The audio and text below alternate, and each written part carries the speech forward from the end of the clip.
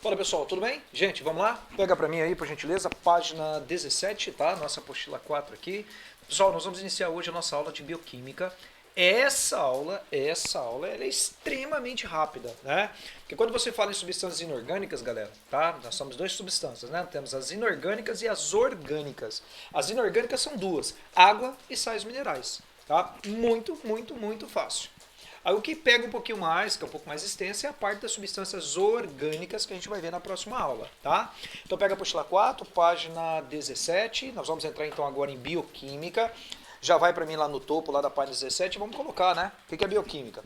É o ramo das ciências naturais que estuda os processos químicos. Processos químicos que ocorrem nos seres vivos. Legal? Então, para adiantar logo para você aqui, a gente vai trabalhar com duas substâncias inorgânicas, que todo mundo conhece muito bem, né? Que nós estamos falando de quem? Olha lá, água e sais minerais. Certo, pessoal?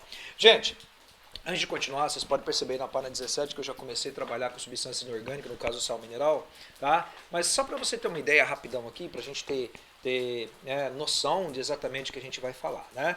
Os elementos químicos essenciais. Você lembra que eu já falei isso aqui na última aula, né?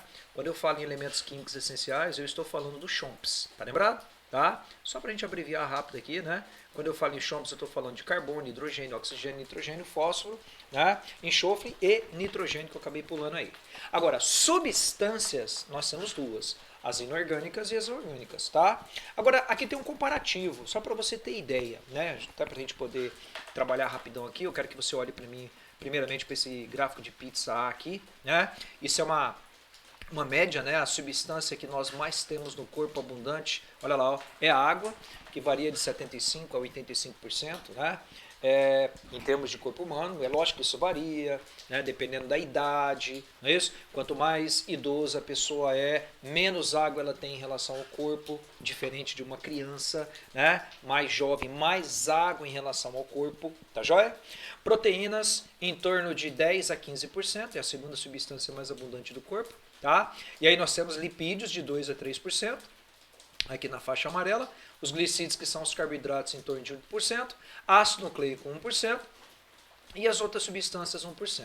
Nessas outras substâncias aqui é onde entrariam aí os chamados, olha lá, ó, sais minerais. Agora, se eu pegar aqui no grafo de pizza B, eu só vou falar, tá, em substâncias orgânicas, só para você ter ideia aqui, tá certo? As substâncias orgânicas. Nós temos aqui as proteínas em torno de 72%, então de substâncias orgânicas. Lembrando que a orgânica é a famosa química do carbono, tá lembrado?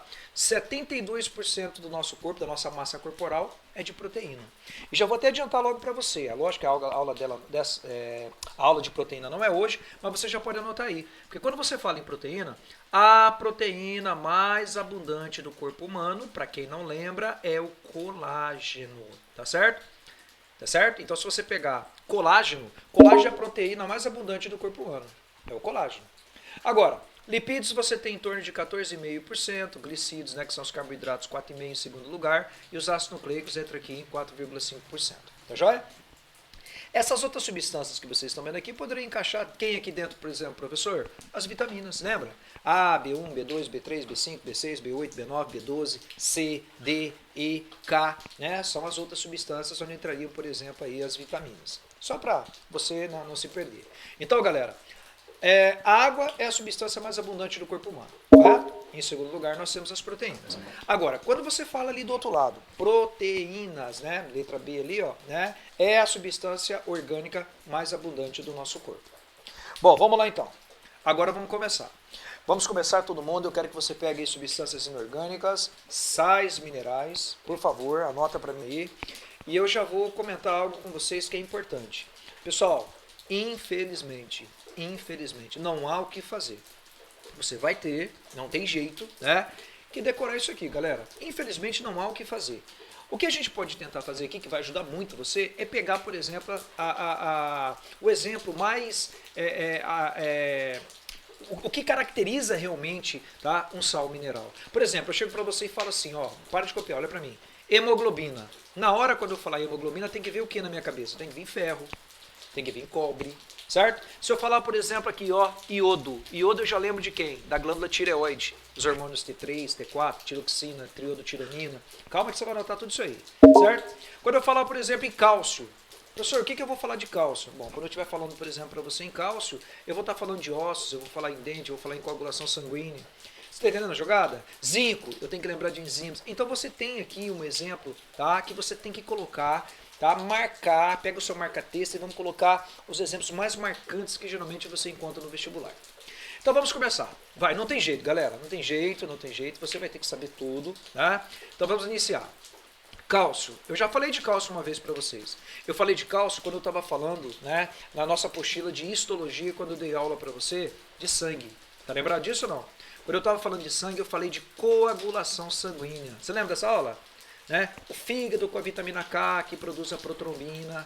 A protrombina é transformada em trombina pelo cálcio e a tromboplastina. E a trombina transforma o fibrinogênio em fibrina. Pode procurar, ó. Tá? Célula sanguínea, tecido sanguíneo, na apostila de histologia eu estava falando de coagulação sanguínea, eu estava falando das plaquetas.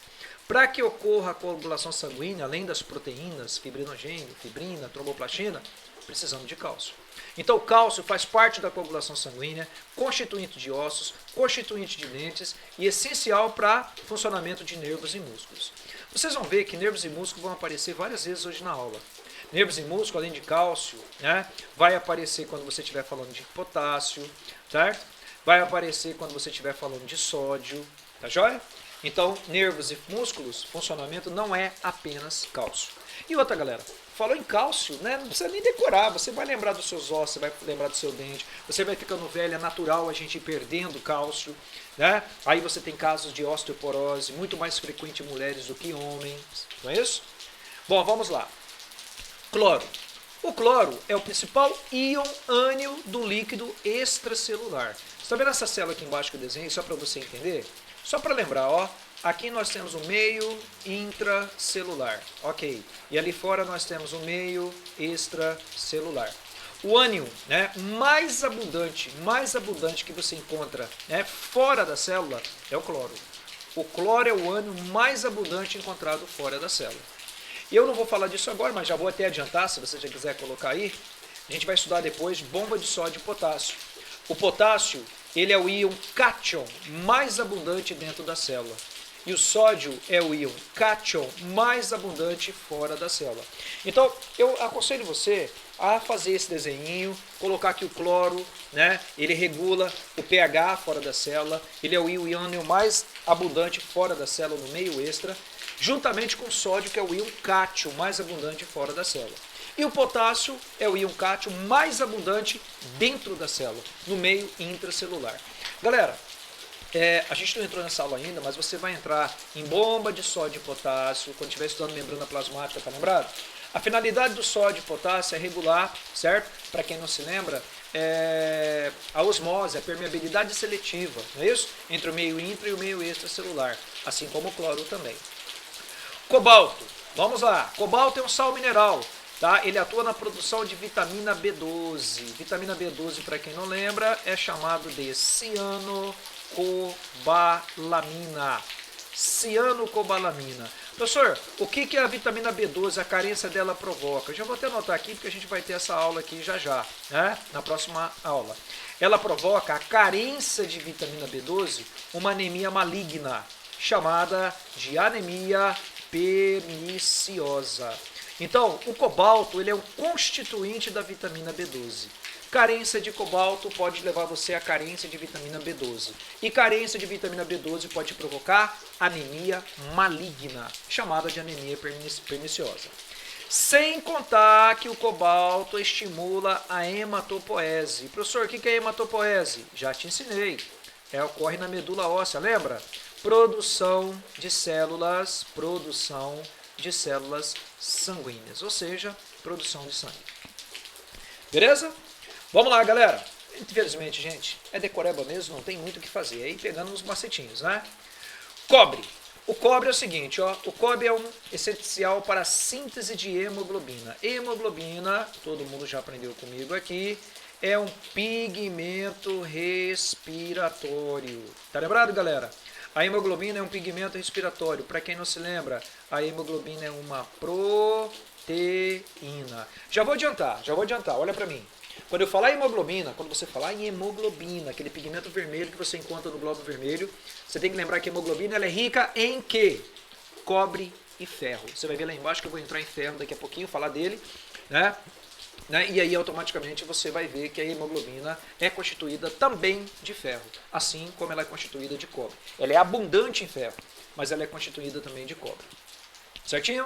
Gente, você lembra dessa aula de hemoglobina em oncologia? Vamos lembrar? Quando a hemoglobina, certo? Se associa com o oxigênio, tá lembrado disso ou não? Né? Com o O2, ela forma um composto chamado, você lembra disso? Oxihemoglobina. Nós já vimos isso.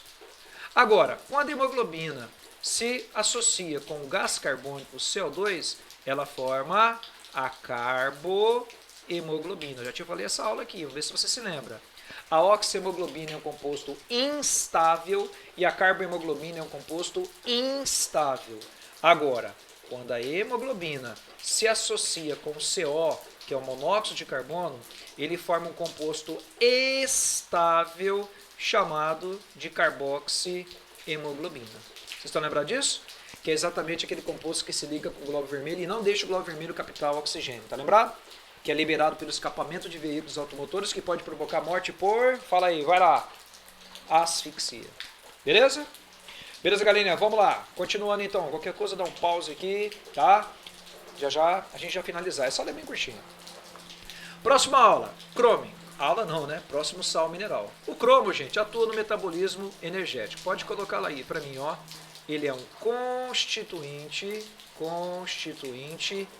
enzimático, correto? Você vai ver que o cobre é o constituinte enzimático, o zinco é o constituinte enzimático, tá? O selênio é o constituinte enzimático, ele constitui enzima. Toda enzima é uma proteína, mas nem toda proteína é uma enzima. Legal. Chegamos agora em enxofre. O enxofre é essencial para a atividade metabólica celular, tá certo? Beleza? Essencial para a atividade metabólica celular. Então ele atua no metabolismo celular. Lembrando que metabolismo é um conjunto de reações químicas. Chegamos no ferro. Falei agora do ferro para você. Constituinte da hemoglobina. Legal, pigmento respiratório. E é um constituinte da mioglobina. Mioglobina, vamos lá, é uma proteína que dá cor vermelha, aos músculos, certo? O nosso músculo é vermelho graças a essa proteína chamada mioglobina. Se você pegar carne de frango, por exemplo, o músculo de frango, você percebe que o músculo de frango, né, o peito do frango, ele é branco. Ele é pobre em mioglobina.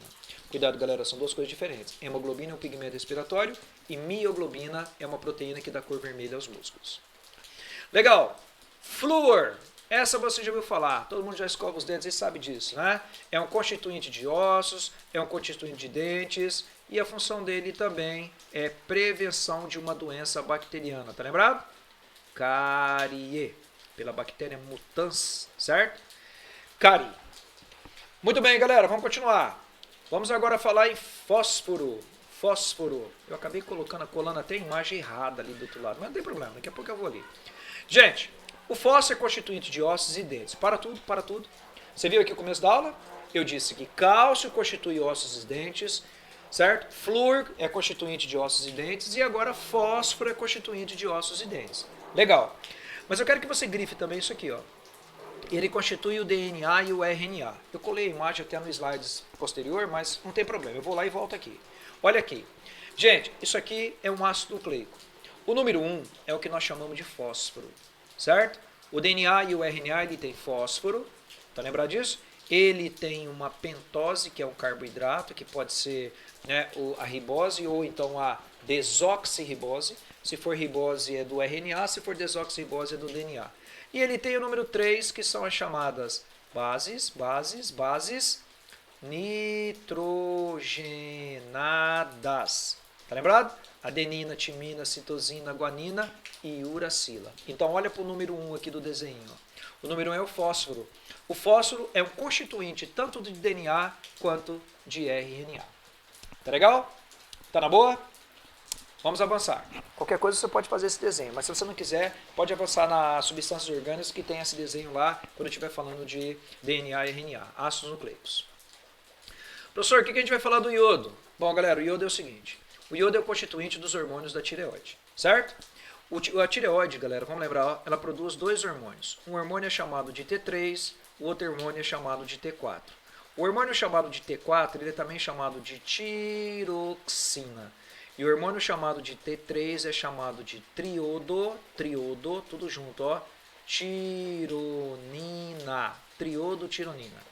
Bom, deixa eu falar com vocês rapidão. Você sabe que tem uma doença, todo mundo sabe, que quando a pessoa tem carência de iodo, né, aumenta a quantidade, o tamanho da tireoide, porque a tireoide começa a trabalhar demais para tentar suprir a falta de iodo. Tá lembrado disso? É uma doença chamada bócio, né? É o bócio endêmico. Bócio endêmico é carência do iodo. Então, como você está com carência de iodo, a tua tireoide trabalha mais. Aí você chama de hipertireoidismo. A gente vai ver isso aí em hormônios, tá? Na penúltima aula da nossa apostila. E aí, galera, o que acontece? Hoje em dia, essa doença chamada bócio endêmico, que é o famoso papo, né? Para quem não se lembra, que dá no pescoço, o que acontece? O sal, hoje ele é iodado. E o sal, ele é iodado para suprir essa carência de iodo, correto? Caso a pessoa venha a ter. Então, quando você compra iodo no supermercado, você pode ver lá, ó, né? Sal iodado, para suprir a falta de iodo, caso você venha a ter. Então, você não pode esquecer disso. Falou em magnésio, tem que lembrar de clorofila. Falou em magnésio, tem que lembrar de clorofila. Certo? Por quê, professor? O magnésio é um constituinte da clorofila. Clorofila é um pigmento fotossintético. Anota lá. É um pigmento fotossintético. Todo ser vivo que faz fotossíntese tem clorofila. E lembrando que a clorofila é um pigmento proteico, é uma proteína. Certo? E ele também atua no funcionamento de nervos e músculos. Nervos e músculo. Ó, galera, eu falei hoje, no começo da aula lá, quem que atua em nervos e músculos? O cálcio atua em nervos e músculos, o potássio, nervos e músculos, sódio, nervos e músculos e agora magnésio, nervos e músculos. Manganês, constituinte enzimático, correto? Ativa diversas enzimas. Você até chama ele de coenzima. Professor, o que é uma coenzima? É um ativador de enzima. Anota para mim na frente de coenzima, abre um parênteses, joga uma flechinha e coloca lá, ativador de enzimas. Chegamos nele. Potássio. Certinho? Lembrou? Ó, vamos ver se você se lembra que eu fiz esse desenho ali atrás. Vamos lembrar. Qual que é o cátion mais abundante dentro da célula? É o potássio. Qual que é o cátion mais abundante fora da célula? É o sódio. Qual que é o ânion mais abundante fora da célula? É o cloro. Tá? Isso aqui você tem que anotar e não esquecer jamais. A gente vai ver na aula de permeabilidade seletiva sobre transporte ativo, entrada de potássio, saída de sódio, saída de cloro. Então, olha lá, é o principal íon cátion do meio intracelular.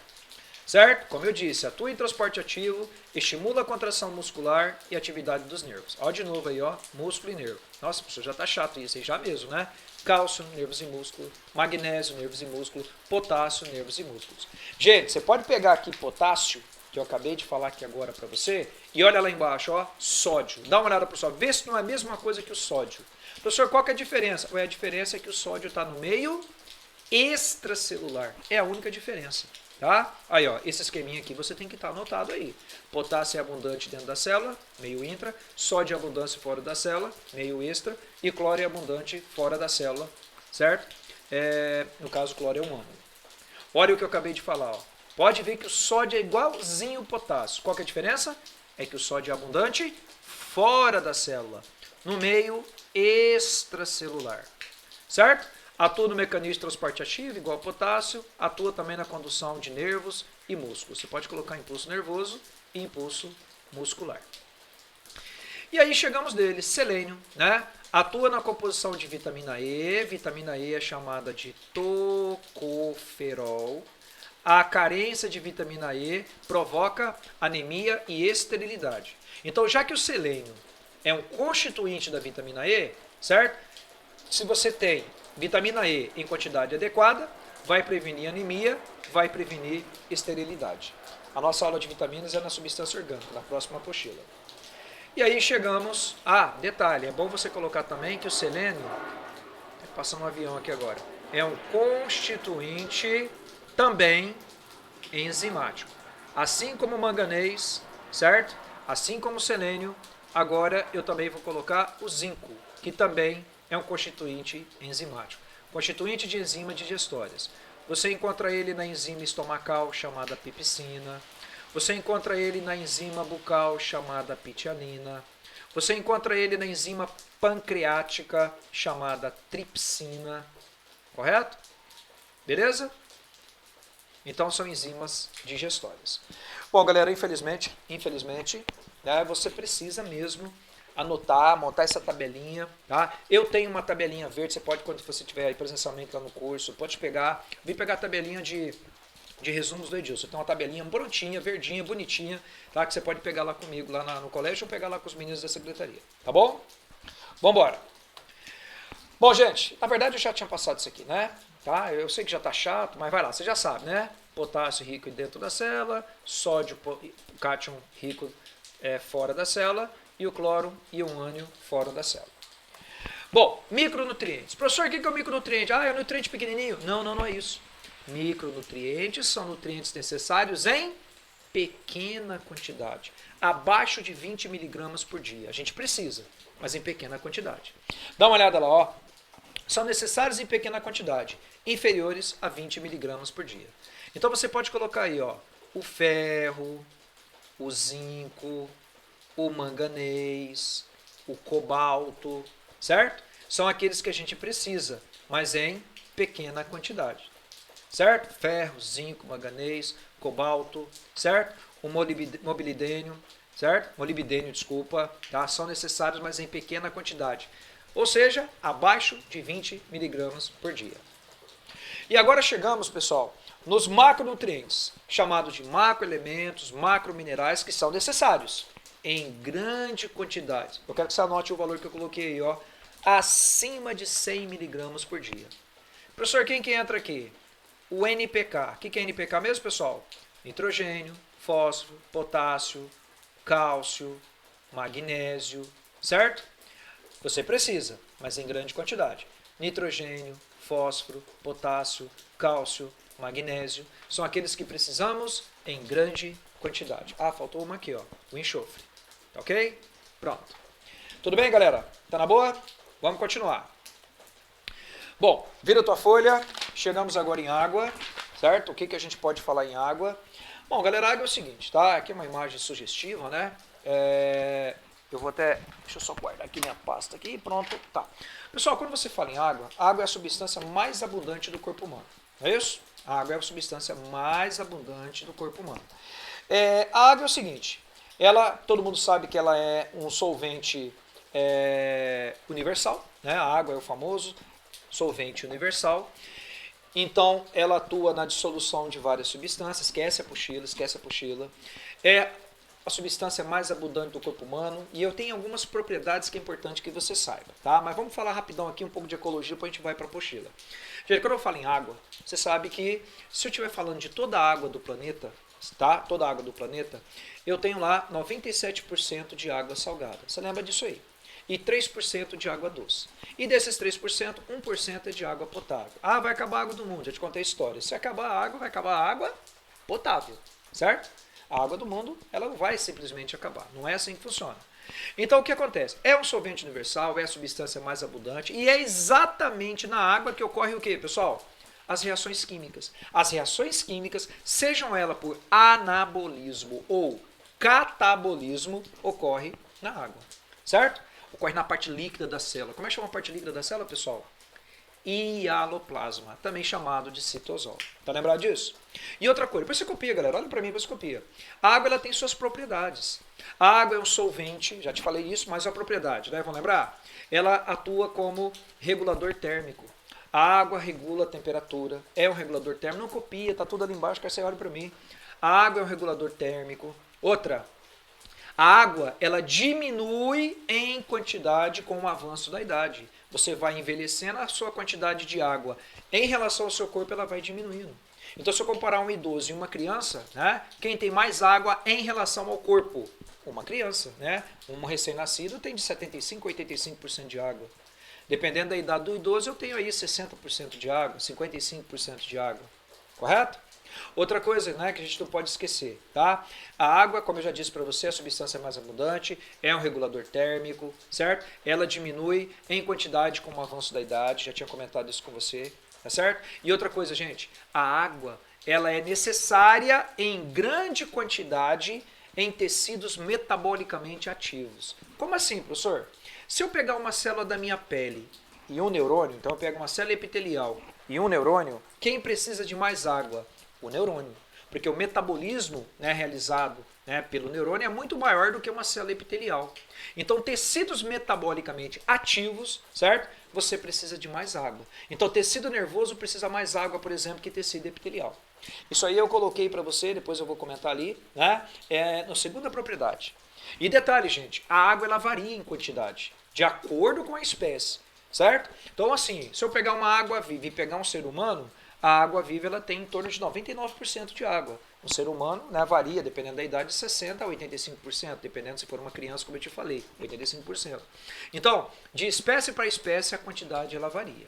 Vamos anotar tudo isso? Vai lá. Água é um solvente universal. Pronto, pode marcar isso aí. É um solvente universal.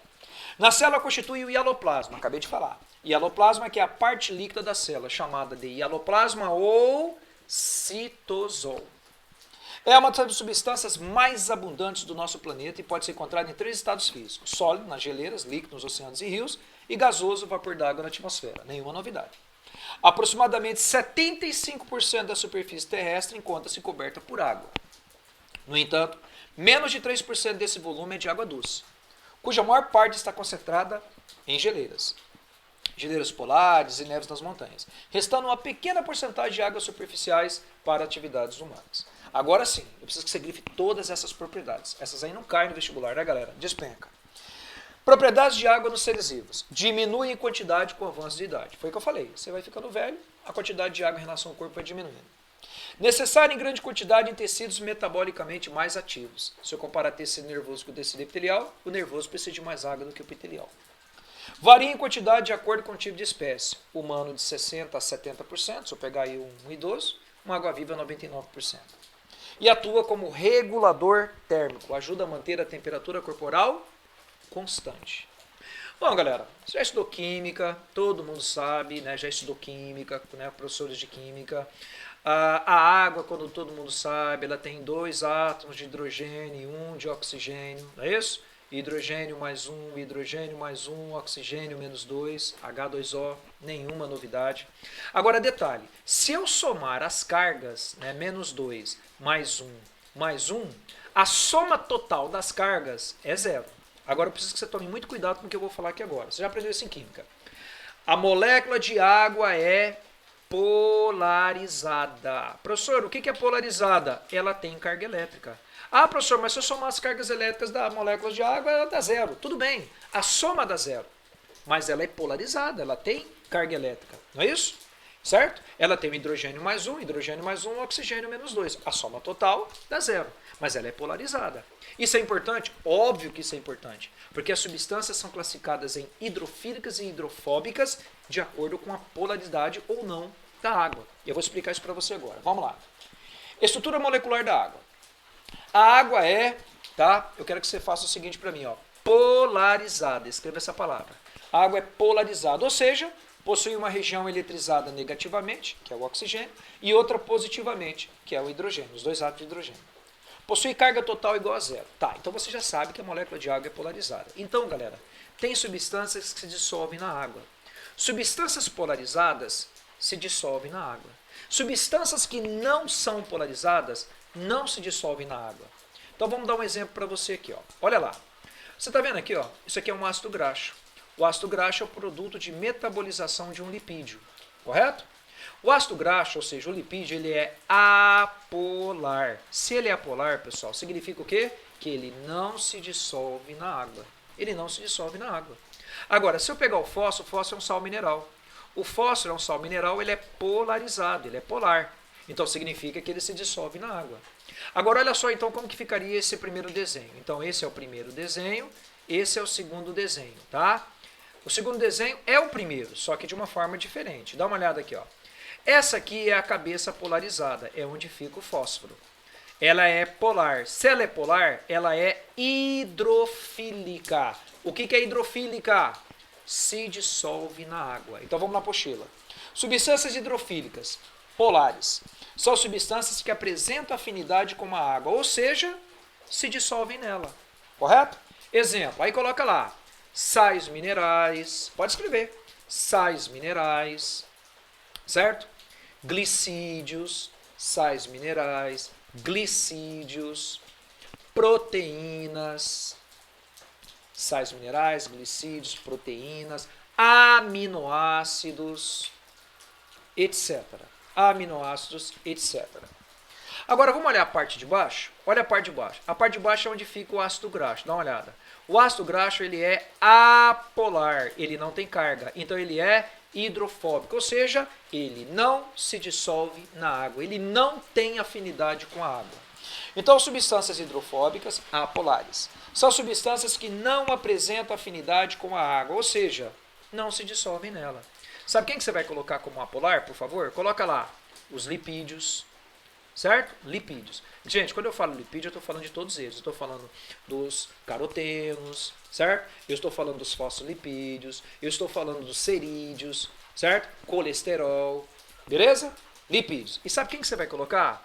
Tá? Lipídios e vitaminas. Ah, professor, todas as vitaminas, negativo. Tem vitamina que se dissolve na água e tem vitamina que não se dissolve na água. Sabe quais são as vitaminas que não se dissolvem na água? Dá uma olhada. A, D, E e K. As vitaminas A, D, E e K não se dissolvem na água. Elas são hidrossolúveis, certo? Não, ou falei errado.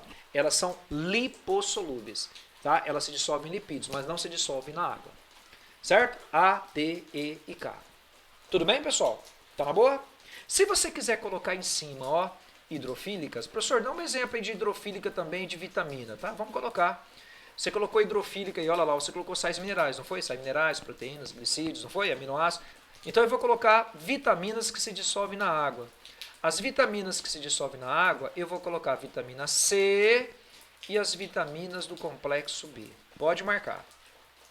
C e vitaminas do complexo B. Pessoal, por enquanto tá tudo bem? Tudo tranquilo?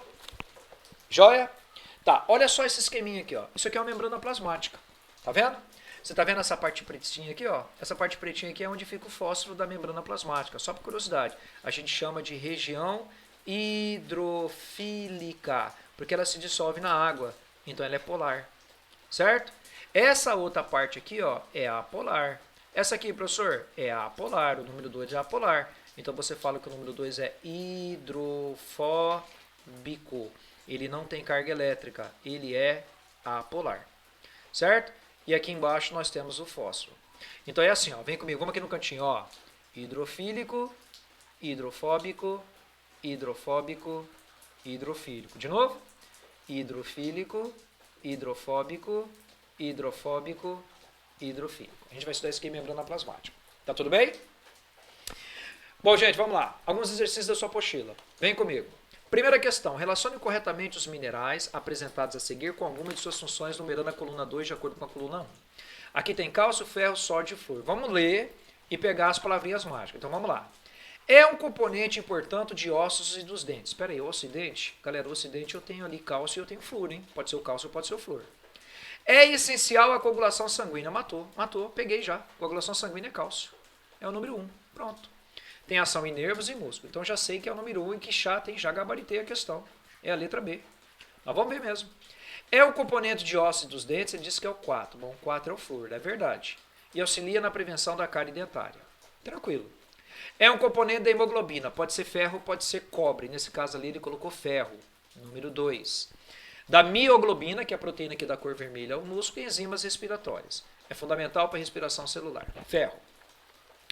E aí, é importante o balanço de líquido do corpo, é essencial para a coagulação de impulso nervoso e tem ação nos músculos. Pode ser, né, pessoal, o sódio ou o potássio. Nesse caso ali, ele colocou o sódio. Número 3. 1, 4, 2, 3, letra B. Muito tranquilo. Questão 2. Caiu em 2019. Olha que massa essa questão, ó. Assinale a alternativa que preenche corretamente as lacunas do enunciado abaixo. Na ordem em que aparece. O íon, não sei o que, integra molécula de DNA, RNA e ATP. Adenosina trifosfato. Que chato, hein? Trifosfato. Já sacou a jogada? Fosfato, fósforo. Então, gente, não é ferro, não é cálcio, não é cálcio. É fósforo. Pelo amor de Deus. Isso aqui não passa nem exame de fezes, hein? Gente, o fósforo ele faz parte da molécula de DNA, tá lembrado? Fosfato, lembrou? Pentose e base nitrogenada. Nós vimos ali atrás. Já o íon sódio contribui para o quê? Formação de oxidante está errado. Transmissão de impulsos nervosos. É isso aí. E o íon ferro participa da composição da mioglobina. Resposta certa, letra E. Mioglobina é a proteína que dá cor vermelha ao músculo. Vamos para 3. Assinala que forma correta. Caiu na UEM, hein, galera? A água é a substância mais abundante dos seres vivos, é verdade. Ao meio das reações químicas de natureza biológica ocorrem. Dá certo. Em massa, proteínas são os glicídios mais abundantes do ser vivo. Pelo amor de Deus, proteínas não são glicídios. Proteínas são as substâncias orgânicas mais abundantes nos seres vivos. Substâncias orgânicas mais abundantes nos seres vivos. E se eu estiver falando de corpo humano, eu estou falando de colágeno. Um passo importante para o estudo dos seres vivos foi a compreensão de que toda a matéria do planeta é composta por átomos de carbono. Toda a matéria não. As substâncias orgânicas sim, mas toda a matéria não. Está errado. Os seres vivos autótrofos, plantas, por exemplo, produzem seu próprio alimento, obtêm sua matéria por meio de reação de catabolismo. Planta produz glicose. Se produz, não é catabolismo, é anabolismo. Gente, cuidado com isso, hein? Anabolismo, produção. Fotossíntese é anabolismo. Catabolismo, degradação. Respiração é catabolismo. Sais minerais são compostos orgânicos. Já errou, sais minerais são inorgânicos. Gabarito, apenas o item 01. E aí, galera, a saideira. Vamos fazer a saideira aqui? Os sais minerais são classificados em macrominerais, também chamado de macroelementos, e microminerais, também chamado de microelementos. Ok, tá lá. Assinala a proposição que indica os microminerais. Eu vou fazer o contrário, eu vou tirar os macro daqui. Certo? Vamos tirar os macro? Ó, ficou tira os macro. Lembra dos macro, quando eu dei aula hoje de macro mineral? Vamos lembrar quem que eu falei lá atrás aí que você anotou que são macro minerais. Vai. Eu falei NPK. Tá lembrado? Falei do cálcio, falei do magnésio. Vocês estão lembrados disso? Tudo bem, pessoal? Então vamos lá. Falei do enxofre. Então vamos lá. Ó, fósforo. O fósforo é macro. Certo? Olha aqui, ó. Enxofre e magnésio. Pode tirar os dois. Sódio e potássio. Pode tirar os dois. Aí, ó. Vamos lá. Ferro é micro, zinco é micro. O 2 está certo. Flúor de iodo, micro. Cobre e manganês, micro. Gabarito, 32 mais 8, 40. Com mais 2, 42. Certinho? Gente, substâncias inorgânicas. Próxima aula, substâncias orgânicas. E vai mandando para mim dúvidas que eu estou guardando vocês. Abraço, galera!